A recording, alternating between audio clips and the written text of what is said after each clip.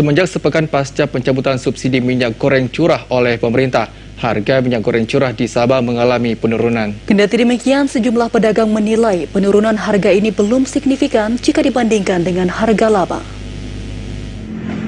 Sepekan pasca dicabutnya subsidi minyak goreng curah oleh pemerintah, harga migor curah di Sabang mengalami penurunan dari saat sebelum subsidi. Harga migor curah di Sabang sempat melambung mencapai Rp22.000 per kilogram saat sebelum disubsidi oleh pemerintah.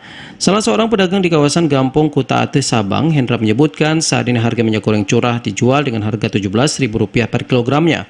Hendra menyebutkan untuk ketersediaan migor curah kali ini pun pihaknya tidak merasa kesulitan mendapatkannya dibandingkan sebelumnya.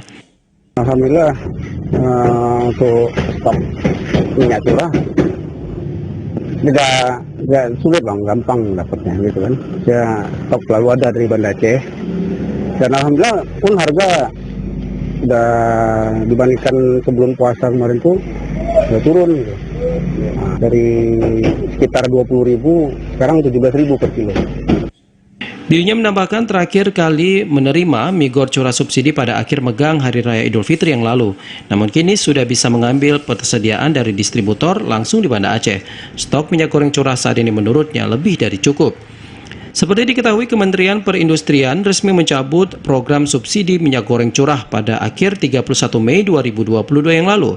Keputusan penghentian program subsidi minyak goreng curah ini dicabut menyusul dikeluarkannya dua aturan Kementerian Perdagangan, yaitu Permendak Nomor 30 Tahun 2022 yang mengatur ketentuan ekspor CPO dan turunan lainnya, serta Permendak Nomor 33 Tahun 2022 tentang tata kelola minyak goreng curah sistem DMO DPO.